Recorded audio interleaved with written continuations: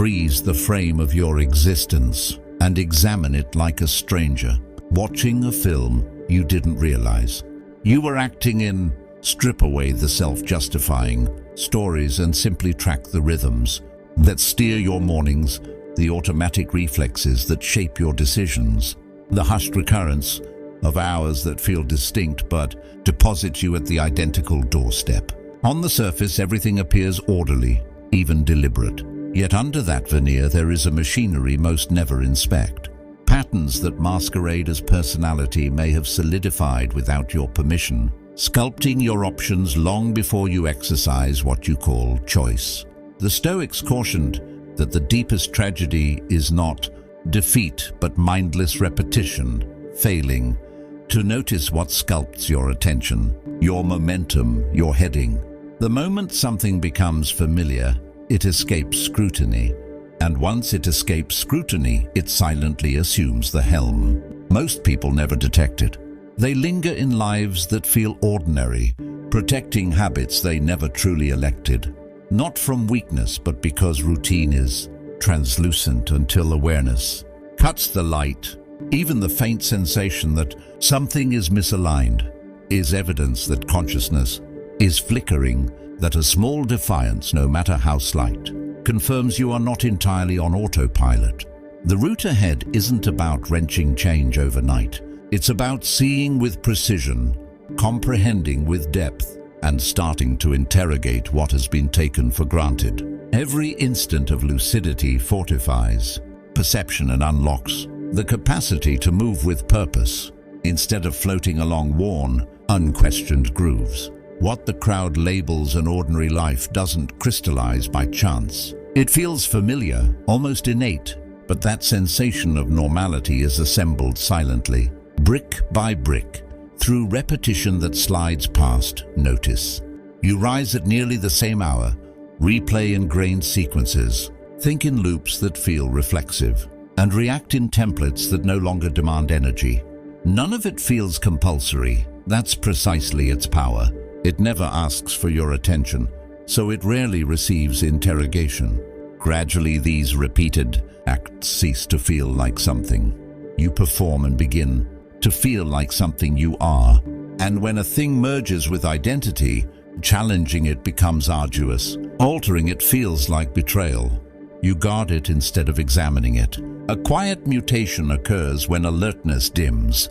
Initially, you are selecting, deciding, fine-tuning, considering your moves. But repetition streamlines everything. It shrinks the necessity for contemplation. What once required exertion and cognition turns mechanical. Marcus Aurelius wrote that the psyche takes on the tint of its dominant thoughts.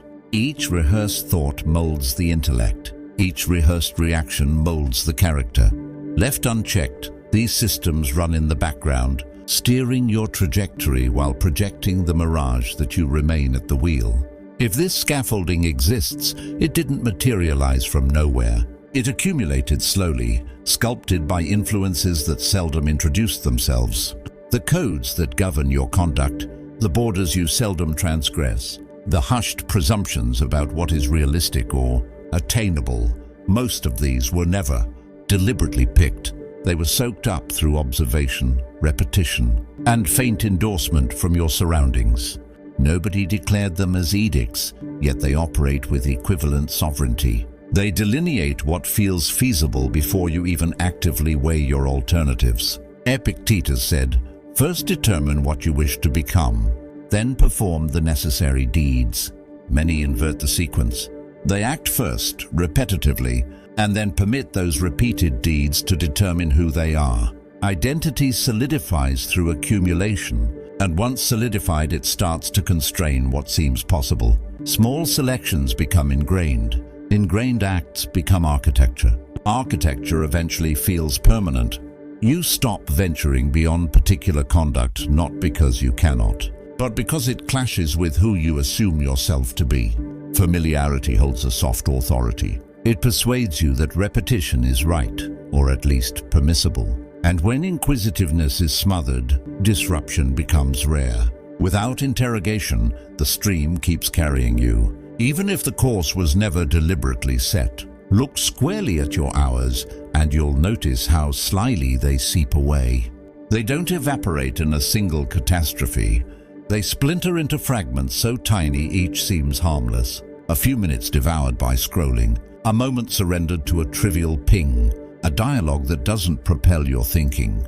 These shards pile up without fanfare until they become a current that transports your day without your active navigation. Small, unguarded moments quietly architect your fate. Individually, each splinter looks negligible, but across weeks, months, and years the accumulation becomes destiny. The Stoics grasped this muted force.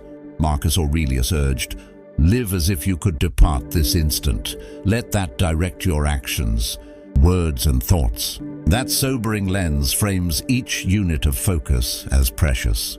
Each decision of attention is a chance to live with design, yet without intentional alertness. That choice is handed to the faintest tugs of reflex and habitat. When attention fractures, direction splinters with it. Every interruption rearranges priorities, whether you register it or not. A consciousness tugged in a dozen vectors cannot pursue any single endeavor with profundity. The Stoics stressed that where the mind travels, the self pursues.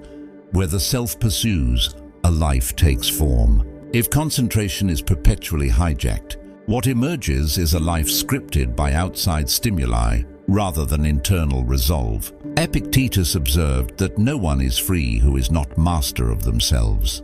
Freedom here is less about external conditions and more about the meticulous stewardship of awareness. When your focus leaks toward the insignificant, time itself becomes the dominant influence, and the prospect of steady advancement quietly fades. You start measuring achievement in splinters, in the mirage of busyness instead of genuine progress. The expense is nuanced, but deep because attention is the substance through which life itself is steered. This splintering rarely appears menacing. In fact, it wears the mask of normalcy. Checking alerts, skimming feeds, flitting from one minor duty to another. These acts seem practical, handy, even indispensable. Yet they weave nets that consolidate slowly, sculpting how your mind ranks what counts. Each tiny diversion trains the brain to accept disruption as a permanent condition. It conditions the self to respond reactively rather than to initiate. And this reactive posture becomes the baseline over time, silently eroding the ability to sustain exertion and make willed selections. Seneca wrote that life is not brief, but we make it so by squandering much of it. The phrasing is exact. It isn't the quantity of hours that defines a life, but the texture and focus with which they are utilized. Wasted awareness is the gradual erosion of self-rule, and unnoticed recurrence is the most efficient agent of that erosion. Time, when handled in scraps, becomes simultaneously infinite and insufficient.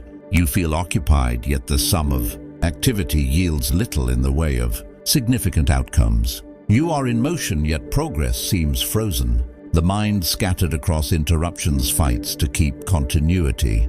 Without continuity, vision blurs and purpose starts to feel elective. Attention turns into a currency swapped for reaction rather than creation. Carl Jung reflected that clarity comes only when you look inside. Whoever looks outward dreams, whoever looks inward awakens.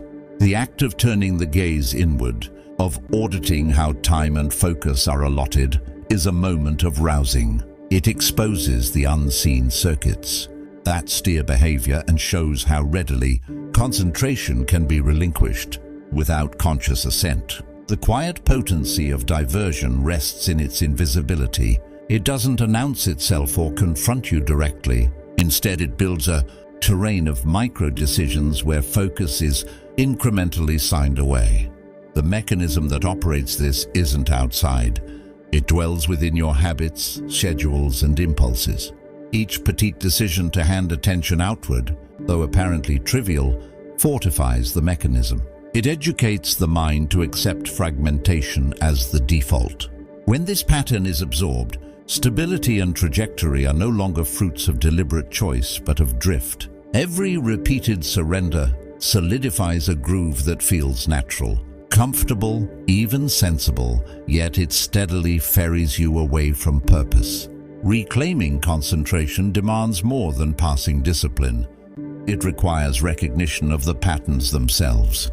Unease accompanies this insight, because the psyche has grown habituated to the scattered cadence of distraction. To redirect awareness is to meet the ingrained resistance that has been silently accepted. Every interruption you refuse, every fragment of time you retrieve, contributes to a reorganizing of experience. Aristotle noted that we are what we repeatedly do. Excellence, therefore, is not a singular act, but a habit. Excellence in the realm of attention arises not from infrequent bursts of focus, but from repeated, willed channeling of energy towards significant ends. Habitual alertness about where your mind rests remolds how time itself is felt, gradually converting fractured hours into coherent momentum.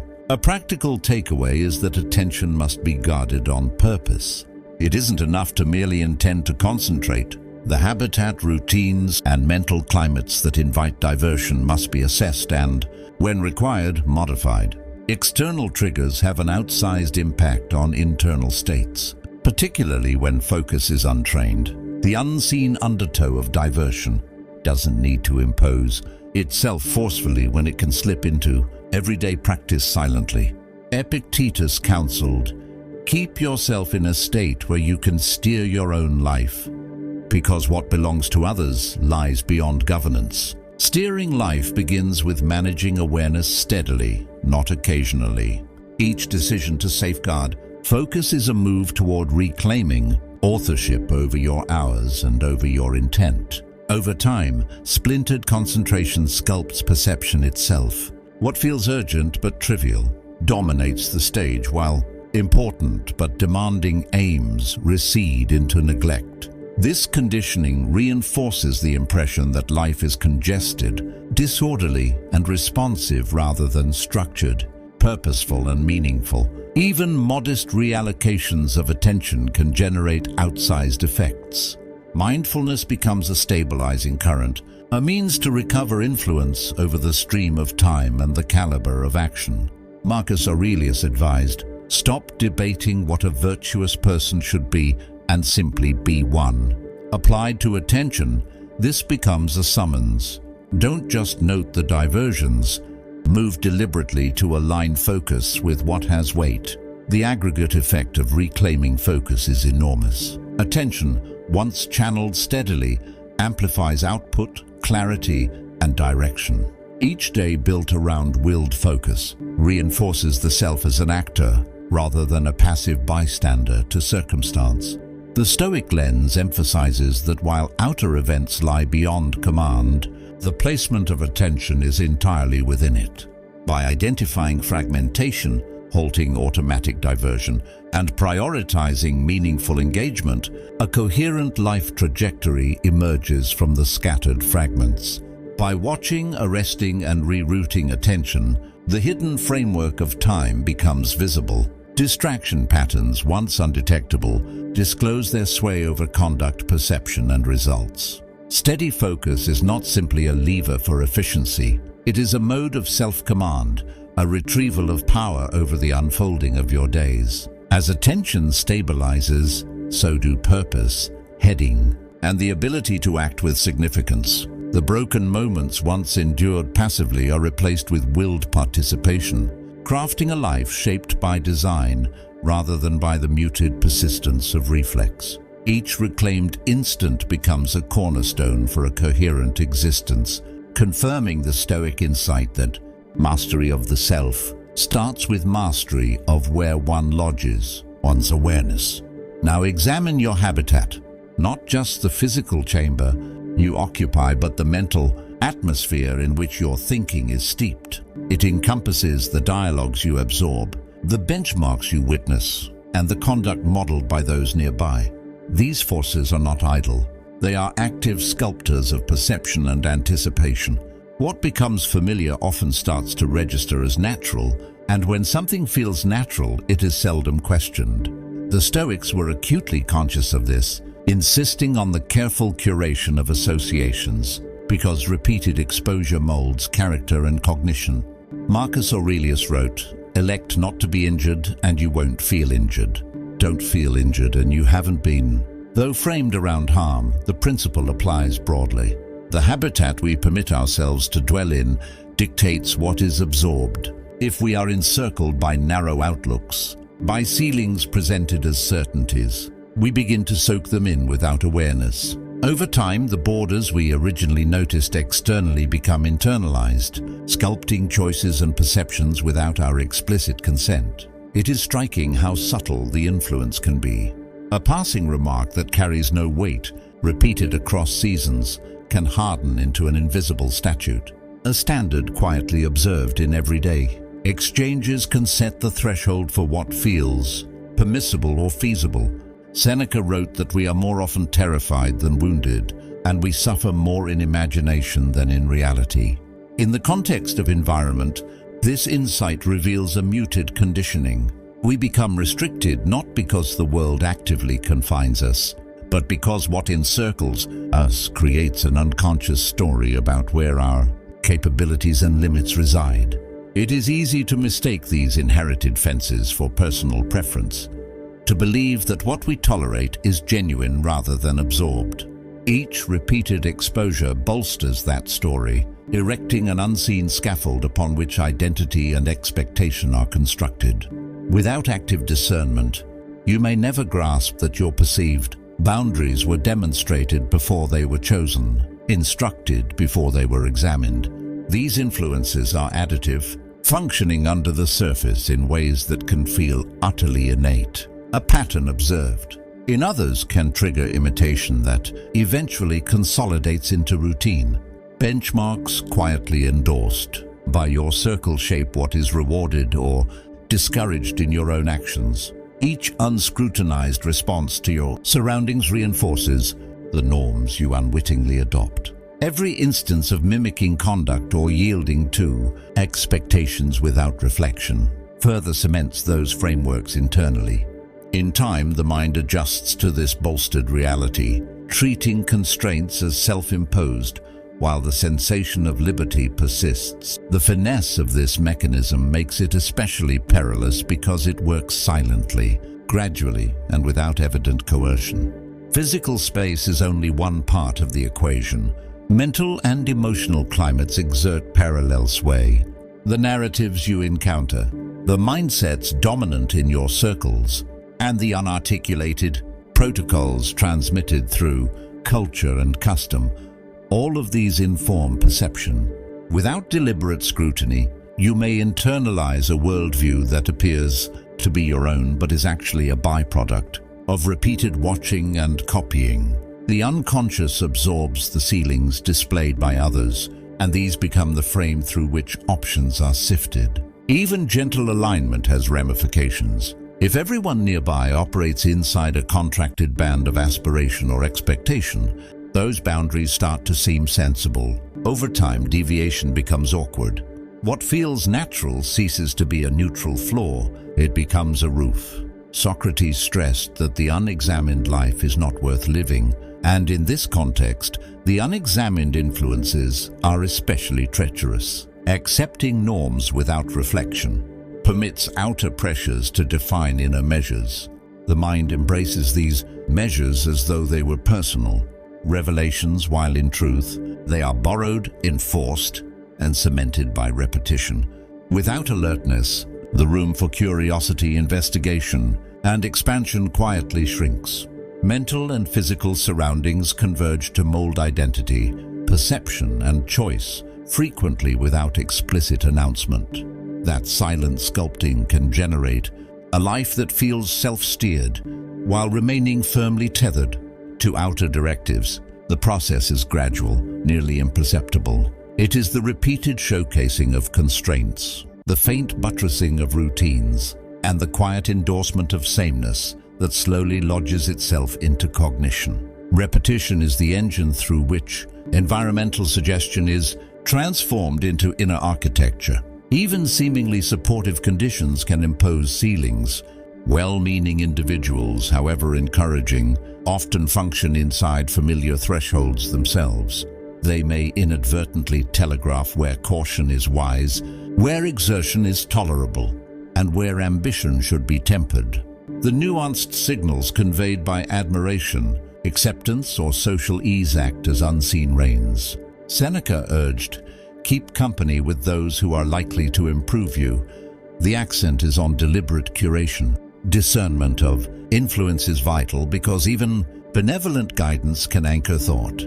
Surrounding yourself passively, without appraising the implicit dispatches you receive, permits those norms to fuse quietly into the self.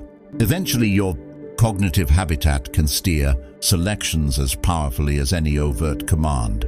Yet without your conscious permission, each absorbed expectation narrows what appears attainable, tightening the horizon without overt prohibition. A final facet is the temporal dimension of environmental influence. Exposure compounds across months and years, gradually molding habits, inclinations, and priorities. What registers as instinctive is frequently the harvest of repeated engagement with surrounding standards. Marcus Aurelius wrote, "Be like the promontory against which the waves continually crash. It stands firm and tames the fury of the water around it." The promontory is the self that preserves integrity amid surrounding currents. Recognizing environmental influence is akin to stepping into that role, observing which currents mold thought and which can be resisted. Each conscious adjustment fortifies self-rule and halts the mindless absorption of outer norms. The sequence is neither swift nor theatrical, but the accruing effect reorients perception, decision-making, and identity over time. The habitat shifts from unseen puppeteer to a deliberately sailed context, restoring the power to act in harmony with chosen principles instead of inherited assumptions. This layered discernment of dialogues, standards, and subtle commendations unveils the extent to which our mental and physical climates dictate what we perceive as normal. The habitat is neither innately constructive nor destructive. Its potency surfaces through recurrence and unquestioning compliance. Every exchange, every ingested expectation, every witnessed pattern quietly buttresses the framework that defines perceived limits. By cultivating observation, reflection, and intentional selection of associations, it becomes possible to reclaim authorship over perception. The Stoics taught that the person is not helpless before outer events. Through awareness and purposeful alignment, influence can be detected, evaluated, and integrated consciously. It is the alert watcher inside the environment who converts passive immersion into willed cultivation, molding identity and action with lucidity, direction, and measured resolve. Comfort is a silent engineer of restriction. It feels deserved, secure, and recognizable. It crafts the mirage of steadiness, wrapping life in a sensation of attainment that requires no introspection. In this condition, you may persuade yourself that all is fine, that the lack of friction signals victory. But the Stoics were wary of precisely this snare. Marcus Aurelius wrote, "The barrier to action propels action. What stands in the root becomes the root." Comfort, when left unscrutinized, strips away those barriers, leaving no friction to ignite development. Without opposition, the mind slackens, habituated to softness. Stability, as it is sensed in the instant, is not identical to resilience. The absence of hardship does not foster strength. It hides brittleness beneath the costume of safety. The hazard of ease is that it slowly shrinks perception.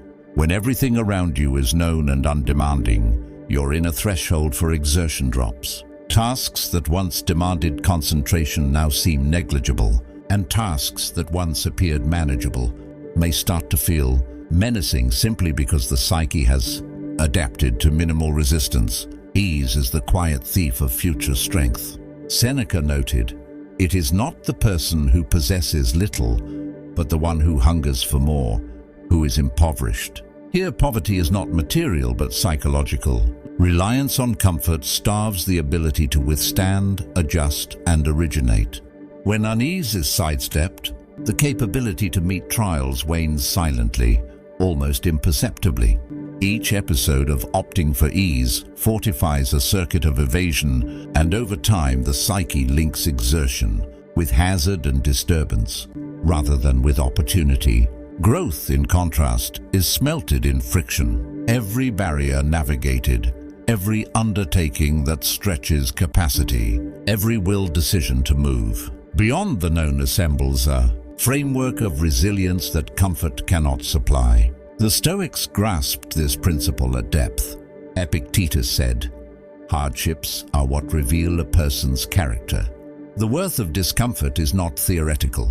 It is quantifiable in the enlargement of competence, the toughening of self-command, and the intensifying of consciousness. Without challenge, the self stays static. Stability in solitude is a mirage. It is a plateau that masks erosion, a zone where abilities, focus, and resolve quietly decay. Comfort, therefore, is not inherently negative, but dependency on it is a gradual choking of potential, a stealthy withdrawal from the possibility of substantial maturation. Even nourishing circumstances can perpetuate restriction.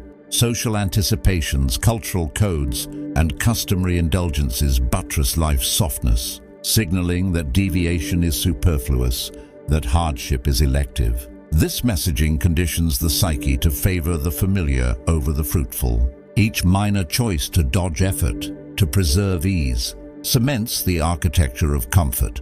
And in time, that architecture acquires command over decision.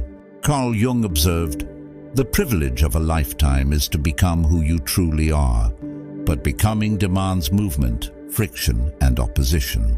Without the strain between exertion and softness, the self cannot extend beyond inherited or cozy frontiers. Comfort left uninspected can transform into an invisible pen, and the mind, lulled by recognition, ceases to detect its own boundaries." What is most crafty is that comfort doesn't startle the senses. It doesn't trigger alarm or pressure. Instead, it calms, reassures, and entices the psyche into acquiescence. It disguises inertia as contentment, idleness as steadiness. The peril isn't always evident because it never declares itself. The routine of ease is additive, assembled through repetition of choices that appear inconsequential at the start. Over months and years, this silent buildup generates a hardness that is misread as solidity, and a life gauged in comfort becomes resistant to adaptation. The Stoics detected the delicacy of such entrenchment. Marcus Aurelius noted, "You are a tiny soul lugging a corpse, as if your existence hinged on comfort rather than reason."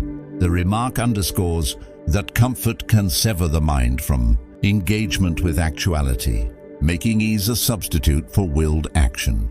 The psychological machinery behind comfort is potent. Ease activates reward pathways, establishing reinforcement loops that devalue the perception of challenge. Cognitive and emotional patterns adjust to low friction, and exertion itself begins to feel aberrant. Pursuits requiring sustained attention, postponed gratification, or intricate problem-solving turn into origins of stress rather than openings. Seneca captured this dynamic. A gem cannot be polished without friction, nor a person perfected without trials. Growth is inseparable from challenge. The very components that distress us are the tools of refinement. Evading them may feel preservative, but it eventually shrinks capacity and alertness. Reliance on comfort thereby undermines the Stoic quest for virtue and self-command, swapping active engagement for passive steadiness. Moreover, comfort warps the perception of hazard. When the psyche grows adapted to softness, even trivial obstacles begin to seem intimidating. The lack of regular testing skews the appraisal of effort and peril, making everyday resistance appear unconquerable. In this regard, comfort produces a psychological contraction of experience. Epictetus stressed, "Nothing grand is generated in a flash." The fostering of strength, stamina, and skill relies on sustained involvement with difficulty. If comfort is permitted to prevail, the incremental, essential meetings with challenge are circumvented, and the mind forfeits both rehearsal and trust in its own ability. Over time, a life governed by comfort can feel immobile, yet the stagnation is unseen by those inside it. Resisting comfort does not demand chaos, deprivation, or gratuitous suffering. The aim is willed participation, not self-inflicted misery. Selecting tasks that demand exertion, pursuing trials that stretch capability, and welcoming discomfort as an instructor are adequate to sustain growth. When applied to comfort, this suggests that willed practices of strain and opposition become the building blocks of character. The repeated decision to confront difficulty, whether cognitive, affective, or bodily, remolds the psyche and fortifies resilience. It synchronizes experience with potential, halting the faint decay that issues from passive ease. Ultimately, comfort is a reflector. It shows not only the habitat but also the inner condition of the self. How readily we sink into softness discloses our clinging to safety over expansion, predictability over capacity, and recognition over possibility. Marcus Aurelius wrote, "Don't act as if you'll live 10,000 years. Death looms over you while you live. While you have power, be good." Applied to comfort, this is a call to alertness. Life is finite, and ease without engagement squanders the potential inherent in every breath. By embracing challenge as an instrument of development, friction as a utensil rather than a barricade, the psyche preserves vitality and agency. Comfort unexamined may lull the self into stillness, but through conscious encounter with softness, willed exertion, and steady involvement with difficulty, growth persists, resilience fortifies, and the self advances in alignment with both principle and promise. Identity is frequently served as solid, a permanent, unalterable chunk of who we are. Yet this is largely a fabrication. The routines we rehearse, the choices we dodge, the patterns we inherit from childhood, culture, and habitat, they stack over time to compose what registers as an unchanging self. From a distance, it looks like a fluid blend of qualities, leanings, and actions. But up near it is a fabric stitched from repetition, rather than a work of intentional craft. Marcus Aurelius wrote, "You are a tiny soul lugging a corpse." A stark note that much of what we haul as self is preordained by unexamined cycles. The body, the intellect, and the presumptions inside us all feed this sensation of permanence, yet the coherence is frequently misread as genuineness. The Stoics warned that identity is not inherited but selected, and that alertness to this difference is the initial stride towards self-command. Our current deeds define our identity more than our former routines. Yet in everyday practice, few function this way deliberately. Most clutch a self-portrait assembled from recurrence, guarding it as though it were innate or ordained. There is solace in this permanence. Shielding an identity that has grown recognizable reduces doubt. It buffers the psyche from the cognitive and sentimental labor demanded to probe why one acts in particular manners. Seneca wrote, "Every person is ashamed of the evidence of their own conscience," a prompt that the inner spectator is often uneasy under examination. Confronting the arbitrary roots of our identity can agitate disquiet, because it discloses that much of what we presume about ourselves is absorbed, not elected. People offset this unease by reaffirming identity through repeated conduct, buttressing the very cycles they might unconsciously doubt. This process generates a loop. Actions define identity. Identity excuses actions. The mind decodes consistency as truth.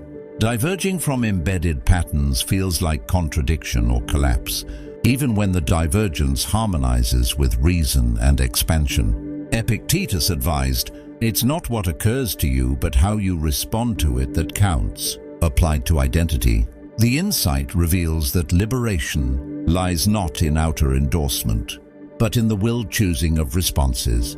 Each accustomed decision, each sidestep or yielding, embeds further into the perception of self, erecting borders that seem unassailable.